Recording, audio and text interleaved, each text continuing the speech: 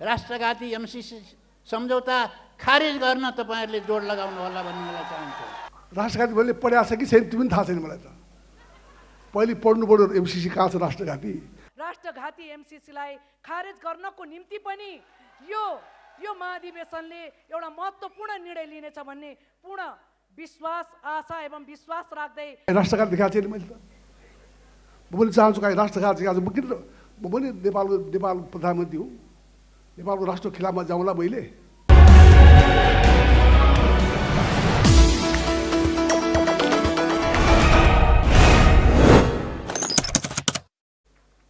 सबभन्दा पहिले त म हाम्रो पार्टीलाई यहाँ यो तपाईहरुको भव्य कार्यक्रममा आमन्त्रित गर्नुभएकोमा आयोजक कमरेडहरूलाई म आयोजक कमरेडहरूप्रति म आभार पनि व्यक्त गर्न चाहन्छु र यो नेपाल कम्युनिस्ट पार्टी माओवादी केन्द्रको यो 8औं महाधिवेशन भव्यताका साथ सफल होस् भन्ने पार्टीको तर्फबाट शुभकामना पनि म व्यक्त गर्न चाहन्छु।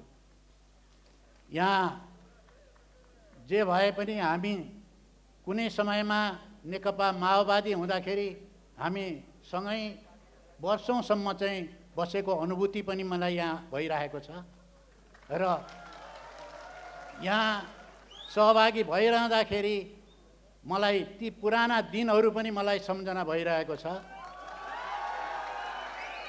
र यहाँ तपाईहरुले र तपाईहरुको पार्टीका अध्यक्षले बेला बखतमा भन्ने गर्नुभएको कुरा कि पुराना माओवादी एकजुट हुनुपर्छ, एकताबद्ध हुनुपर्छ भनिरहेको कुरा पनि यतिखेर म राम्रोसँग सम्झिरहेको छु र हामीले यसलाई नकारात्मक होइन सकारात्मक अर्थमा बुझ्ने गरेका छौँ। हामी चाहन्छौँ नेपालमा भएका सम्पूर्ण कम्युनिस्ट क्रान्तिकारीहरू एकताबद्ध हुनुपर्छ र उनीहरूले आफ्नो लक्ष्य हासिल गर्नको निम्ति जनताले जुन रगत बगाएका थिए त्यसलाई सार्थकता दिनको निम्ति हामी सबै प्रयत्नशील हुनुपर्छ। त्यसका सबै सच्चा कम्युनिस्टहरू एक हुनुपर्छ भन्ने हामी यो पनि म राख्न चाहन्छु। तर यसको साथसाथै म यहाँहरूलाई विनम्रतापूर्वक केही सुझावहरू पनि दिन चाहन्छु। यदि साँच्चै नै पूर्व माओवादीहरू एकजुट हुने हो भने त्यसको लागि केही आधारहरू तयार पारौँ। त्यो आधार म यहाँ धेरै यहाँ भन्न पनि चाहन्न, किनभने यहाँ तपाईहरुको आफ्नो कार्यक्रममा उपस्थित भएर धेरै तिता मिठा कुराहरू यहाँ राख्ने बेला पनि होइन, यो ठाउँ पनि होइन, त्यसमा म सतर्कै छु। तैपनि यहाँ केही विषयहरू सुझावको रूपमा म तपाईहरु टाढा टाढाबाट र देशभित्रबाट आउनुभएका प्रतिनिधिहरू समेत हुनुभएको हुनाले तपाईहरुको महाधिवेशनमा यो कुरो उठ्दिए राम्रो हुन्थ्यो भन्ने चिन्ताका साथ केही कुराहरू म राख्न चाहन्छु।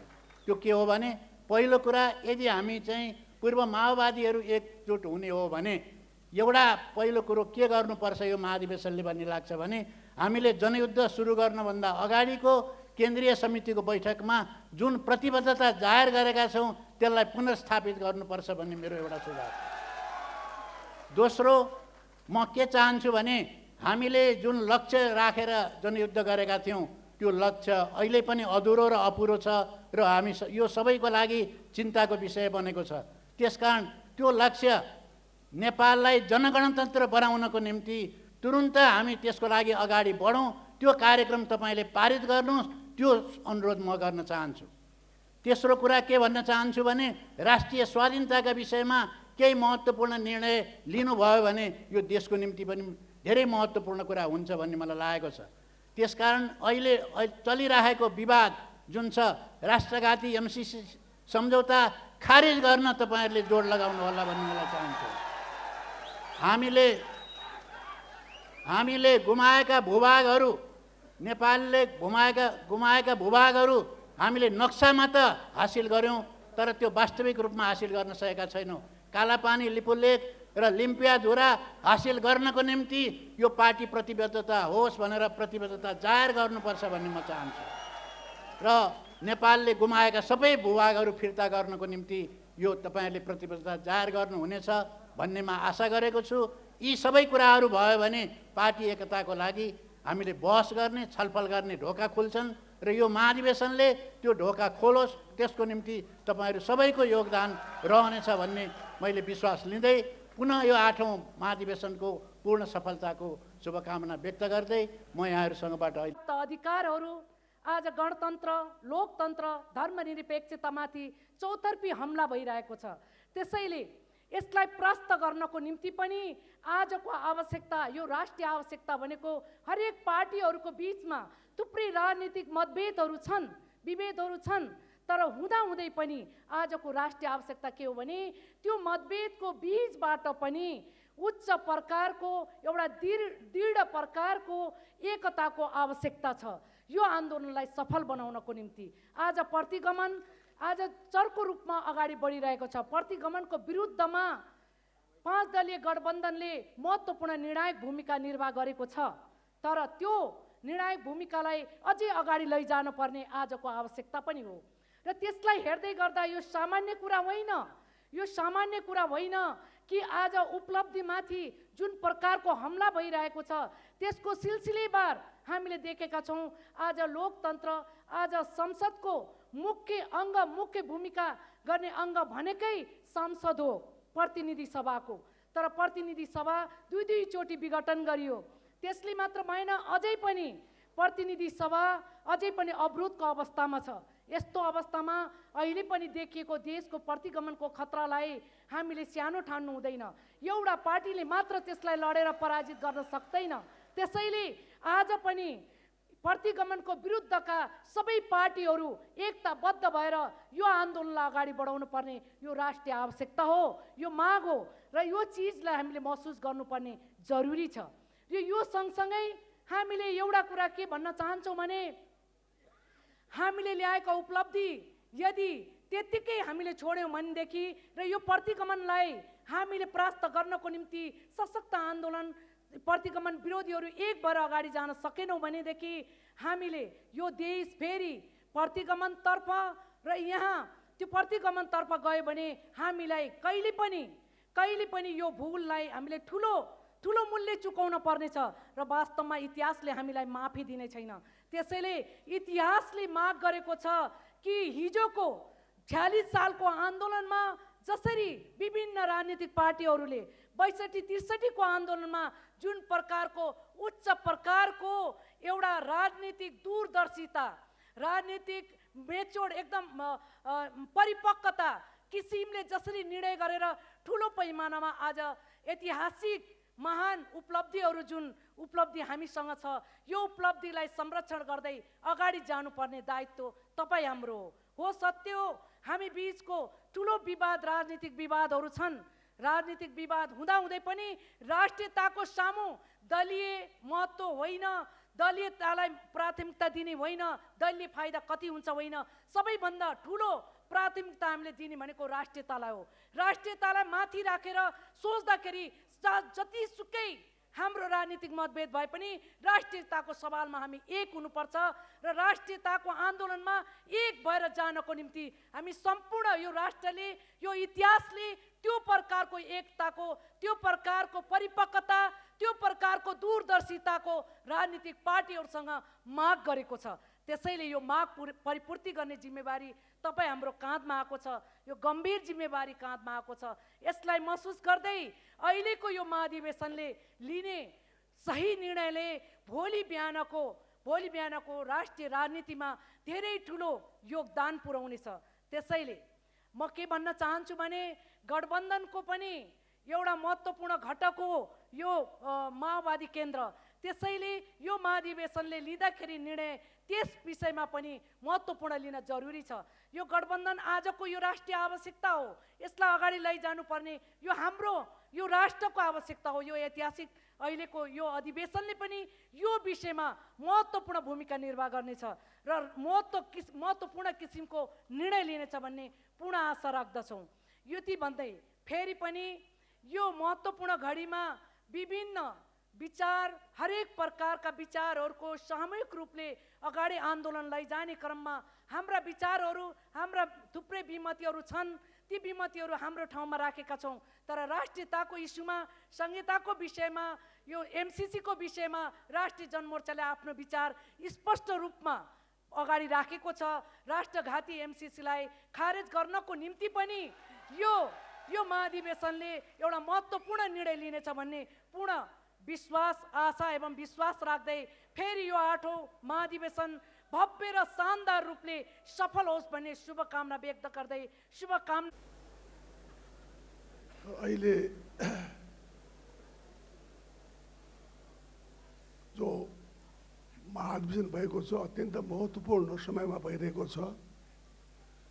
यो अघि सम्मेलनबाट महाधिवेशन किन भयो भन्ने पनि उहाँले बोलिसकेपछि हामीले केही भन्ने कुरा नै भएन।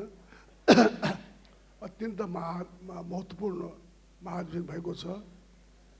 उहाँहरूको पार्टीको आफ्नो सबैको सहमतिले महासम्मेलनबाट महाधिवेशन भएको राम्रो कुरा हो। यो हर कुरामा सहमति भएको अझ राम्रो हुनेछ भन्ने लाग्छ मलाई।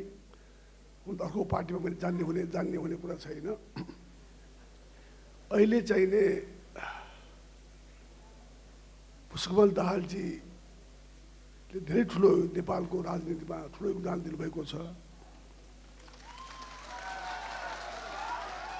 यो संविधान सभाको चुनावको उहाँको शर्त थियो, संविधान सभाको चुनाव गराउनुहोस् भन्ने शान्ति प्रक्रियामा संविधान सभाको चुनाव। यो सत्य कुरा हो कि उहाँको चाहिँ बलले उहाँको चाहिँ उसले संविधान सभामा हामीहरू गएका हौँ। यस मानेमा संविधान सभाबाट संविधान बनाउने कुरा जो हो, हामी 7 सालमा काङ्ग्रेस पार्टीले प्राप्त गरेको कुरा धेरै ठुलो लडाइँ भएपछि अनि पुष्पकमल दाहालजीकै अगुवाईमा संविधान सभाको चुनाव भएर आज संविधान सभाबाट संविधान बनेको छ। समावेशी छ, समानुपातिक आधारमा छ र चाहिने संहिता छ, गणतन्त्र छ। यसै कारणले गणतन्त्र संहिता सहितको समावेशी संविधान जो नेपालमा आएको छ यो अत्यन्तै महत्त्वपूर्ण संविधान बनेको छ। यस मानेमा यो संविधान बनाउने काममा पुष्पकमल दाहालजीको सबैभन्दा महत्त्वपूर्ण योगदान छ भन्ने कुरा हामी सबैले मान्नुपर्छ। र अहिलेको बेलामा जो हाम्रो गठबन्धन बनेको छ यो कुनै कसैको विरुद्धमा चाहिँ होइन यो गठबन्धन। तर के छ भनेदेखिलाई यो अहिलेको संविधानबाट चाहिने जो संसद पुरा टर्म चलोस्, बिचमा संसद भङ्ग मन पर्यो भङ्ग नहोस्, संविधान चाहिँ बिचमा संसद भङ्ग नभएर पुरा टर्म चलोस् भन्ने पुलित उद्देश्यका साथ संविधान बनाएको जस्तो लाग्छ। म पनि संविधान सभाको मेम्बर थिएँ। संविधान बनाउने काम मेरो पनि केही न केही भएको योगदान छ। त्यस मानेमा यो संविधानको आधारमा चाहिँ नि यो हामीले फेरि चाहिँ नि अदालतमा गएर बनाएको यो गठबन्धन छ हाम्रो। यो 5 दलीय गठबन्धन चाहिँ कसैको खिलाफ गठबन्धन होइन। यो संविधानका साथसाथै यो संसद बचाउने पनि हो यो गठबन्धन हो। त्यस मानेमा यो गठबन्धन चाहिने जो छ यो पुरा समयसम्म चल्नेछ, यसमा कसैले शङ्का नगरे हुन्छ। अझ म त के चाहन्छु भने अगाडि पनि गठबन्धन जाओस् भन्ने चाहन्छु। यसमा चाहिने सबै पार्टीको सहमत यो फेरि गठबन्धन कसैको खिलाफको गठबन्धन होइन। फेरि यो चाहिँ नि उता ओलीजीहरूलाई अरू पार्टीलाई नलागोस् कि हाम्रो खिलाफको गठबन्धन बनायो भनेर। तर आफूले त मिल्न पाइन्छ नि, आफूलाई मिल्नु भयो त त्यसको लागि कुरा हो। यो अरू चाहिने कुराहरू तपाईँहरूका अब यो एजेन्डाहरू छन् होलान्, छलफल व्यापक हुने नै छ भन्ने विश्वास छ मलाई। मैले अघि भनिसकेँ प्रचण्डजीको धेरै ठुलो योगदान छ यो संविधान बनाउने काममादेखि लिएर शान्ति प्रक्रियामा पनि। अब शान्ति प्रक्रियाका केही कुराहरू बाँकी छन्। मलाई विश्वास छ यस हामी शान्ति प्रक्रियालाई पुरा गराएर चाहे यो टिआरसी ट्रुथ एन्ड रिकन्सिलिएसन कमिसनदेखि लिएर डिसअपियरेन्स कमिटी जो छ त्यो छिटै चाहिने यसको समाधान गरेर सदाका लागि स्थायी शान्तिको चाहिँ हामी ठल्दानेछौँ। यसमा विश्वास दिलाउन चाहन्छु। अब कुराहरू मलाई धेरै लामो यहाँ भाषण गर्नु छैन। त एउटा कुरा मैले बोल्नै पर्ने भयो यहाँ एमसिसी राष्ट्रघाती बनाउनाले म अरू कुरालाई आएको थिएँ यहाँ एमसिसी राष्ट्रघाती भनिदियो राष्ट्रघाती मैले पढाएको छ कि छैन त्यो पनि थाहा छैन मलाई त पहिले पढ्नु पऱ्यो एमसिसी कहाँ छ राष्ट्रघाती मैले हेर काहीँ राष्ट्रघाती देखाएको छैन मैले त म पनि चाहन्छु काहीँ राष्ट्रघाती देखाएको छ म किन म पनि नेपाल प्रधानमन्त्री हुँ नेपालको राष्ट्रको खिलाफमा जाउँला मैले म पनि प्रजाको लडेको राष्ट्रको लडाइँ मान्छे हो किन राष्ट्रघात काम गरौँला मैले राष्ट्रघाती सन्धि किन गरौँला त्यस कारण चाहिँ नि हामीहरू यसमा चाहिँ नि एउटा कुरा के छ भने यससम्म तपाईँहरू सबै पढ्नुहोस् अध्ययन गर्नुहोस् र हाम्रो बिचमा छलफल हुँदैछ प्रचण्डजीहरूसित अरू नेताहरूसँग हामी छलफल गरिरहेका छौँ यो एमसिसी चाहिँ नि एकदमै चाहिँ नि यो चाहिँ नि नेपालको हितमा छ सित्तै आएको पैसा हो यो हेर्नुहोस् सित्तै आएको पैसा चाहिने भन्छ वर्ल्ड ब्याङ्क एडिबीबाट हामी ऋण लिन्छौँ त्यसमा अन्तर्राष्ट्रिय कानुन लागू हुन्छ एमसिसी सित्तै आएको छ नेपालको कानुन मान्छु भनेको छ तै पनि मान्दैन राम्रोसँग बुझ्नु पऱ्यो क्या त्यो कुरा हो यसै कारण चाहिँ नि यसमा व्यापक छलफल गरेर मलाई विश्वास यसमा सहमति भएर हामी यसलाई चाहिँ नि आउँदो पुरै पास गराउनेछौँ अरू कुरा चाहिँ नि मैले धेरै लामो कुरा भन्नु छैन अब यहाँ प्रचण्डजीलाई बोल्नु होला धेरै बोल्ने टाइम होला फेरि धेरै यति लामो आज भाषण भयो लामो बोल्ने वक्ताहरू छन् सबभन्दा छोटो बोल्ने मै हुँ म पनि आज लामो बोलेँ मैले अन्तमा चाहिँ नि यसको हार्दिक सफलताको यस महाधिवेशनको हार्दिक सफलताको कामना गर्दै तपाईँहरूको चाहिँ नि अत्यन्त सौहार्दपूर्ण तरिकाले सफल हुनेछ र त्यही मलाई विश्वास छ हुन त मैले तपाईँको कला नेता बनाउनु छ भन्ने कुरा होइन मलाई विश्वास छ मैले हेर्दाखेरि अहिले त प्रचण्ड यिनी होला जस्तो लाग्छ मलाई त्यसै कारण चाहिँ नि उहाँलाई पनि हार्दिक शुभकामना दिन्छु भन्दै बिदा हुन्छु धन्यवाद जनाब अस्तिसम्म हामीले सम्मेलनका रूपमा यो आयोजना हुँदैछ राजनैतिक दलहरूलाई आमन्त्रण गर्ने योजना छैन भन्ने कुरा सुनेका थियौँ त्यस अर्थमा हाम्रो पार्टीका अध्यक्ष कमरेड केपी शर्मा ओली नियमित कार्यक्रम अन्तर्गत उपत्यका बाहिर रहेका कारणले उहाँ यो महत्त्वपूर्ण कार्यक्रममा आउन चाहँदै पनि आउन सक्नु भएन म उहाँका तर्फबाट र हाम्रो पार्टीको तर्फबाट यो अधिवेशनको पूर्ण सफलताको कामना गर्न चाहन्छु र कमरेड प्रचण्ड फेरि माओवादी केन्द्रको अध्यक्षका रूपमा निर्वाचित हुने जुन सुनेको छु उहाँको सफलताका लागि शुभकामना व्यक्त गर्न चाहन्छु र उहाँले नयाँ म्यान्डेटका साथ नेपालको वामपन्थी आन्दोलनलाई अगाडि बढाउने कुराहरूमा अग्रसरता लिनुहुनेछ भन्ने कुराको विश्वास र अपेक्षाका साथ शुभकामना व्यक्त गर्न चाहन्छु। वास्तवमा हामी नेपालका राजनैतिक पार्टीहरू प्राय सबै पार्टीका नेताहरू यहाँ उपस्थित छौँ। मलाई एउटा कुराको हरदम सम्झना हुने गर्छ 62-63 को आन्दोलनका समयमा नेपाली काङ्ग्रेसका तात्कालिक सभापति गिरिजाप्रसाद कोइरालाले एउटा कुरा भन्ने गर्नुहुन्थ्यो नेपालमा एउटै पुस्ताले 3वटा क्रान्तिको नेतृत्व गर्दैछ बडा गर्वका साथ त्यो कुराको चर्चा गर्ने गर्नुहुन्थ्यो। तर म आफैलाई फर्केर हेर्दाखेरि बडा पश्चाताप अनुभूत हुने गर्थ्यो के अर्थमा भन्दाखेरि हामी क्रान्तिका हिसाबले त गर्व गर्छौँ तर दुनियाँमा एउटा राजनैतिक क्रान्ति पछाडि युगको परिवर्तन हुने गर्छ तर नेपालमा हामीले तीनवटा राजनैतिक क्रान्ति गर्दाखेरि पनि युगलाई बदल्न सकेका छैनौँ किन भन्ने प्रश्नको उत्तर हामीले दिन सकेनौँ भने हामी क्रान्तिका नायक त हुन्छौँ निर्माणका नायक हुन सक्दैनौँ। यो मुलुकमा जनताले निर्माण खोजेको छ समृद्धि खोजेको छ क्रान्ति मात्रै होइन परिवर्तन खोजेको छ भन्ने कुराको यथार्थतालाई नेपालका राजनैतिक दलहरूले आत्मसात गर्न सक्नुपर्छ भन्ने कुरा म ठान्छु। त्यस आधारमा हामीले आफूलाई समीक्षा गर्नु जरुरी छ। हामी अधिकारका प्रश्नमा 7 सालदेखि लगातार अधिकारका प्रश्नमा केन्द्रित रह्यौँ। अधिकारका मामिलामा हामी राजनैतिक दलहरू सदैव च्याम्पियन बन्यौँ तर कर्तव्यका मामिलामा राष्ट्रको समृद्धिका मामिलामा राष्ट्रको स्वाधीनता र समृद्धिका मामिलामा हामीले हाम्रो कर्तव्यलाई कुन रूपमा पुरा गर्न सकेनौँ भन्ने कुरा नेपालका राजनैतिक दलहरूले मनन नगर्ने हो भने नेपाली जनताका आकाङ्क्षाहरूलाई नेपालका राजनैतिक दलहरूले पुरा गर्न सक्दैनन् भन्ने कुरालाई मनन गर्नु जरुरी छ र त्यसका आधारमा हरेक राजनैतिक दलहरूले आफूले आयोजना गर्ने अधिवेशन र सम्मेलनहरूका माध्यमबाट त्यो प्रश्नमा घोत्लिएर चिन्तन मनन गर्नु जरुरी छ र यो राष्ट्रलाई कुन बाटोमा डोर्याउने भन्ने प्रश्नमा केन्द्रित हुनु जरुरी छ भन्ने कुरा म तपाईँहरूका बिचमा राख्न चाहन्छु। यहाँ अलिअलि छेडपेच र व्यङ्ग्य पनि चल्यो। स्वाभाविक रूपमा यहाँ सत्ता गठबन्धनका धेरै मित्रहरू हुनुहुन्छ। प्रतिपक्षका हिसाबले मुलुकको सबभन्दा ठुलो पार्टी रहँदै पनि हामी अहिले प्रतिपक्षमा छौँ।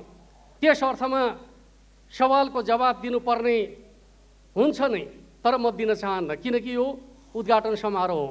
उद्घाटन समारोहमा म बहस गर्न चाहन्न। किन भन्दाखेरि हरेक राजनीतिक दलहरूले आफ्ना सभा र समारोहका माध्यमबाट आफ्ना नीतिहरूको विश्लेषण गर्ने अवसर पाउनुपर्छ।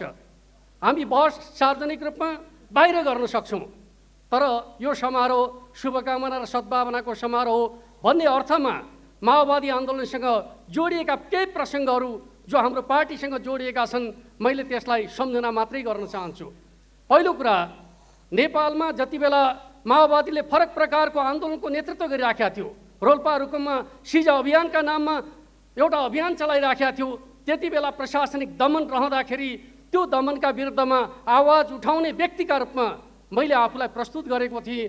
र मलाई लाग्छ एउटै घटनामा 300-400 मान्छेहरूलाई मुद्दा लगाउँदा त्यसका विरुद्धको अभियान चलाउने व्यक्तिका रूपमा म थिएँ र आज तपाईँहरूका बिचमा अतिथिका रूपमा यहाँ उपस्थित भएको छु। जति बेला राज्य र माओवादीका बिचमा द्वन्द्व चलिरहेको थियो, रोल्पा रुकुम जस्ता ठाउँहरूमा शान्ति पदयात्राका माध्यमबाट हिंसालाई शान्तिमा रूपान्तरित गर्नुपर्छ भन्ने मान्यताका आधारमा अभियान चलाउने कामको नेतृत्व पनि मैले गरेका थिएँ। र म तपाईँहरूलाई के भन्न चाहन्छु भन्दाखेरि पुराना कुराहरूको सम्झना गर्ने हो भने 62-63 को आन्दोलनको पूर्व सन्ध्यामा पहिलो गणतन्त्रका लागि आयोजना गरिएको खुला सभा जो त्रिचन्द्र क्याम्पसमा आयोजना गरिएको थियो, त्यो खुला सभाको वक्ताका रूपमा मैले आफूलाई प्रस्तुत गरेको थिएँ। त्यति मात्रै होइन, संविधान सभा र राज्यको पुनर्संरचनाका माध्यमबाट मात्रै मुलुकले निकास पाउँछ भनेर संस्थागत हिसाबले औपचारिक दस्तावेज प्रस्तुत गर्ने काम पनि म आफैले गरेको थिएँ। त्यो कुरालाई पनि म तपाईँहरूका बिचमा सम्झना गराउन चाहन्छु।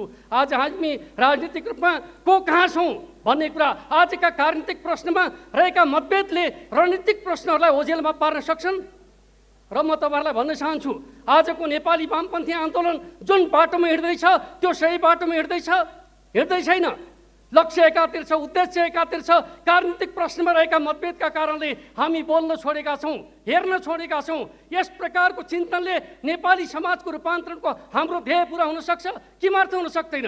नयाँ सोचका साथ, नयाँ सङ्कल्पका साथ नेपालको कम्युनिस्ट आन्दोलनलाई कसरी अगाडि बढाउने भन्ने प्रश्न अगाडि नबढाइकन नेताहरूका बिचका अन्तर्कलहमा आधारित भएर नीति बनाउने, त्यही नीतिका पक्षमा बहकिएर पार्टीका मान्यताहरू बनाउने खालका सोचहरूबाट आन्दोलन अगाडि बढ्छ भने त्यसले राष्ट्र र जनताको हित गर्न सक्दैन भन्ने प्रश्नलाई सबैले मनन गर्नु जरुरी छ भन्ने कुरा म राख्न चाहन्छु। जहाँसम्म हाम्रो पार्टीको सन्दर्भ छ, म तपाईँहरूलाई बताउन चाहन्छु, जति बेला माओवादी 17 आन्दोलनको दौरानमा थियो, त्यसलाई शान्ति वार्ताको प्रक्रियामा अगाडि बढाउने सन्दर्भमा हामीले अग्रसरता लियौँ। वैधानिक रूपमा आन्दोलन गरिरहेका हामी नेकपा एमाले पार्टीका तर्फबाट 12 बुँदे सहमतिको आधार तयार गर्ने काम हामीले नै गऱ्यौँ। 12 बुँदे सहमतिको जगमा जनआन्दोलनको आधार तयार गऱ्यौँ। त्यसपछि शान्ति वार्ताको प्रक्रियादेखि लिएर मुलुकमा संविधान निर्माणको समयसम्ममा हामी नेपालका प्रमुख दलहरूले सहकार्य गरेका छौँ। आजको परिवर्तन कुनै राजनीतिक दल विशेषको उपलब्धिको रूपमा चित्रण गऱ्यौँ भने नेपाली इतिहासप्रति अन्याय हुन्छ, सामूहिकताको परिणाम हो। हामी एक अर्काप्रति आफ्नो बढाइको गर्व गर्छौँ, तर हामीले सामूहिकताका आधारमा नेपालमा परिवर्तन ल्याएका हौँ भन्ने कुरालाई जबसम्म आत्मसात गर्न सक्दैनौँ, परिवर्तनका च्याम्पियन त बन्छौँ तर परिवर्तनलाई संस्थागत गर्न सक्दैनौँ। परिणामस्वरूप 7 साल 17 सालका रूपमा, 46 साल 58 सालका रूपमा, प्रतिगमनका रूपमा पुनरावृत्ति भएको घटनाबाट हामीले शिक्षा लिनु जरुरी छ भन्ने कुरा म तपाईँहरूका बिचमा राख्न चाहन्छु। एउटा प्रसङ्ग मात्रै म चर्चा गर्न चाहन्छु। त्यो प्रसङ्ग भनेको के हो त भन्दाखेरि हामी नेकपा एमाले र नेकपा माओवादी केन्द्र यो मुलुकमा एउटा बलियो वामपन्थी शक्ति निर्माण गर्ने उद्देश्यका साथ गएको चुनावमा हामीले एउटै चुनावी घोषणा पत्रका आधारमा देशव्यापी रूपमा चुनाव लड्यौँ र जनताले हामीलाई साथ दिए, विश्वास गरे। त्यसपछि हामीले त्यो विश्वासको जगमा जनताको भावनालाई सम्मान गर्दै एउटै पार्टी निर्माण गर्ने अभियानको नेतृत्व गऱ्यौँ, नेकपा गठन गऱ्यौँ। तर हामीले त्यो एकतालाई, त्यो नेकपालाई रक्षा गर्न सकेनौँ। किन गर्न सकेनौँ? कसैले कसैलाई दोष दिएर उम्कन सकिन्छ? किनकि हामी हाम्रा मान्यताहरूबाट, हाम्रा उद्देश्यहरूबाट, हाम्रा लक्ष्यहरूबाट आफूलाई केन्द्रित गर्न सकेका छैनौँ। हामी राजनीतिका प्रश्नहरूमा, स्वार्थका प्रश्नहरूमा अल्झेका कारणले गर्दा नै हाम्रा महान उद्देश्यहरू पछाडि परेका छन्। म भन्न चाहन्छु फेरि पनि, हामीले एकताका लागि गरेका प्रयासहरू इमान्दार प्रयास थिए। नेकपा गठन कुनै गलत कुरा थिएन, त्यो ऐतिहासिक आवश्यकता थियो, तर त्यसलाई हामीले जोगाउन नसकेकोमा मलाई पछुतो छ। त्यस अर्थमा हामी हिँड्ने बाटो के हो भन्ने कुरा इतिहासको शिक्षाका रूपमा ग्रहण गर्नु जरुरी छ भन्ने कुरा म तपाईँहरूका बिचमा राख्न चाहन्छु। र अब हामी कसरी अगाडि बढ्ने भन्ने प्रश्न यति बेलाको महत्त्वपूर्ण प्रश्न हो। म तपाईँहरूका बिचमा भन्न चाहन्छु, हामीले यो राष्ट्रलाई बनाउने हो भने एउटा क्रान्तिको उद्देश्य उत्पादन सम्बन्धमा परिवर्तन हुन्छ र त्यो उत्पादन सम्बन्धलाई स्थायित्व प्रदान गर्नका लागि उत्पादक शक्तिको विकास गर्नुपर्ने हुन्छ, तर हामीले त्यो काम गर्न सकेका छैनौँ। त्यस अर्थमा हामीले उत्पादक शक्तिको विकास गर्ने कुरा यति बेलाको आर्थिक सामाजिक रूपान्तरण र विकासको महत्त्वपूर्ण कार्यभार हो भन्ने प्रश्नलाई बुझ्नु जरुरी छ भन्ने कुरा म तपाईँहरूका बिचमा राख्न चाहन्छु। त्यसका लागि पहिलो शर्त भनेको नेपालका राजनीतिक दलहरू राष्ट्रियताका मामिलामा, राष्ट्रिय स्वाधीनताका मामिलामा, राष्ट्रिय स्वाभिमानका मामिलामा, परराष्ट्र नीतिका मामिलामा एक ठाउँमा उभिनु जरुरी छ र हाम्रो परराष्ट्र नीतिको आधार हाम्रो राष्ट्रिय स्वार्थ बन्नु जरुरी छ। म सम्माननीय प्रधानमन्त्रीलाई पनि अनुरोध गर्न चाहन्छु, नेपालका राजनीतिक दलहरूलाई पनि अनुरोध गर्न चाहन्छु, राष्ट्रियताका प्रश्नमा नेपालका राजनीतिक दलहरू विभाजित हुनुपर्ने कुनै कारण छैन। हामी जति विभाजित हुन्छौँ हामी माथि खेल्नेहरू खेल्न थाल्छन्। भर्खर एउटा किताब प्रकाशित भएको छ, त्यो किताबमा के भनिएको छ भन्दाखेरि नेपालमा नियन्त्रित अस्थिरता सिर्जना गर्ने नीति अवलम्बन गरिएको थियो भनेर एकजना कुटनीतिज्ञले लेख्नु भएको छ। आज कतै हामी त्यसकै शिकार त भइराखेका छैनौँ। नियन्त्रित अस्थिरताको शिकार नेपालका राजनीतिक दलहरू त भइराखेका छैनौँ। त्यो चिजबाट पाठ सिकेर राष्ट्रलाई कसरी बलियो बनाउने भन्ने प्रश्नमा नेपालका राजनीतिक दलहरू राष्ट्रियताका प्रश्नमा, स्वाधीनताका प्रश्नमा एक हुनु जरुरी छ भन्ने कुरा म तपाईँहरूका बिचमा राख्न चाहन्छु। अर्को प्रश्न, समाजलाई बदल्ने हो भने आर्थिक सामाजिक मुद्दाहरूमा हामी केन्द्रित हुनु जरुरी छ। अधिकारका प्रश्नमा हामी मिल्छौँ, तर जब समृद्धिको प्रश्न आउँछ, विकासको प्रश्न आउँछ, हामी मिल्न सक्दैनौँ। किन? यो प्रश्नको उत्तर नेपालका राजनीतिक दलहरूले खोज्न सक्नुपर्छ। अधिकारका प्रश्नमा मिल्न सक्ने, जनताले चाहेको विकास र समृद्धिको प्रश्नमा हामी मिल्न नसक्ने कारण के हो भन्ने कुरा खोज्ने हो भने ल हाम्रा बिचमा वैचारिक धारणाहरूमा भिन्नता छन् भने कोसँग भिन्नता छ? के नेपालका वामपन्थी बनेका दलहरूका बिचमा आर्थिक सामाजिक रूपान्तरणका प्रश्नमा भिन्नता छ? नेकपा एमाले चाहेको समाज र माओवादी केन्द्रले चाहेको समाज फरक हो? होइन भने हामी हिँड्ने गन्तव्य त एउटै होला नि त। तर हामी किन अलग अलग ठाउँमा छौँ? हो, नेपाली काङ्ग्रेस उदार प्रजातन्त्रको बाटोमा, उदार पुँजीवादको बाटोमा हिँड्नुपर्छ भन्ने मान्यताका पक्षमा छ। यद्यपि बिपी कोइरालाले प्रजातान्त्रिक समाजवादको कुरा गर्दै आउनुभएको छ। त्यस अर्थमा म के ठान्छु भन्दाखेरि पूर्वाधार विकासका प्रश्नमा हामी एक ठाउँमा उभिन सक्छौँ। कस्तो पूर्वाधार निर्माण गर्ने? काङ्ग्रेसको बाटोका लागि पनि पूर्वाधारमा विवाद गर्नु जरुरी छैन। कम्युनिस्टहरूका लागि पनि बलियो पूर्वाधारले कम्युनिजम ल्याउनका लागि अवरोध खडा गर्दैन। सबैका लागि पूर्वाधार विकासको प्रश्न साझा प्रश्न बन्न सक्छ। हामी पूर्वाधार विकासका प्रश्नमा किन विमति राख्ने? नेपालमा ठुला ठुला पूर्वाधारको निर्माण गरौँ, त्यही पूर्वाधारभित्र पुँजीवादको पनि विकास हुन सक्छ, त्यही पूर्वाधारभित्र समाजवादको विकास हुन सक्छ। यो मान्यता नेपालका राजनीतिक दलहरूले बनाउनु जरुरी छ भन्ने कुरा म तपाईँहरूका बिचमा राख्न चाहन्छु। यसरी हामी अगाडि बढ्यौँ भने निश्चित रूपमा देश बनाउन सकिन्छ। पार्टी बलियो बनाउने कुराको कुनै अर्थ हुँदैन। मुख्य उद्देश्य भनेको बलियो पार्टीले समाजलाई बदल्न सक्छ कि सक्दैन भन्ने कुरा हो। समाजलाई बदल्न सक्छौँ हामी हुनुको अर्थ छ, समाजलाई बदल्न सक्छौँ गठबन्धन गर्नुको अर्थ छ। यदि समाजलाई लाभ हुने काम गर्न सक्नुहुन्न भने 5 दल 6 दल मिलेको कुनै अर्थ हुनेवाला छैन। मिल्नुको अर्थ भनेको समाजलाई बदल्ने कुरा हो भन्ने कुरालाई हामीले बुझ्नु जरुरी छ। हो, राष्ट्रिय राजनीतिमा कहिले यस्तो बिन्दुमा हामी पुग्दा रहेछौँ कि हामीले एउटै म्यान्डेटका आधारमा जनादेश प्राप्त गऱ्यौँ, तर त्यो जनादेशको रक्षा गर्न सकेनौँ। हामी विभाजित भयौँ, अलग अलग बाटोमा हिँड्ने स्थिति उत्पन्न भयो र जनताबाट हामीले जे म्यान्डेट प्राप्त गरेका थियौँ त्यो म्यान्डेट खण्डित भएपछि हामीले भन्न सक्नु पर्थ्यो हामीले तपाईँसँग मागेको म्यान्डेट पुरा गर्न सकेनौँ, हामी तपाईँहरूका बिचमा आएका छौँ भन्न सक्नु पर्थ्यो। नेकपा एमाले भनेको त त्यही हो, जनताको जनादेश खण्डित भएको छ, हामी फेरि जनतामा जान चाहन्छौँ भन्ने कुरा गरेको हो। त्यसलाई प्रतिगमनको लेपन लगाइएको छ। जनतामा जाने कुरा प्रतिगमन होइन। जनतामा जाने कुरा जनतालाई सम्प्रभु बनाउने कुरा हो। म अन्त्यमा भन्न चाहन्छु, राजनीतिक दलहरूले दुईटा काम कहिले छोड्नु हुँदैन। एउटा पार्टी निर्माणमा कार्यकर्ताको सम्प्रभुता, राष्ट्र निर्माणमा जनताको सम्प्रभुता स्थापित गर्ने कुरा। नेकपा एमाले त्यो कुरामा विश्वास गर्छ। नेकपा माओवादी केन्द्रको यो अधिवेशन त्यो दिशातर्फ सार्थक निर्णय गर्न सफल होस्। म यही शुभकामनाका साथ आफ्नो भनाइलाई अन्त्य गर्न चाहन्छु।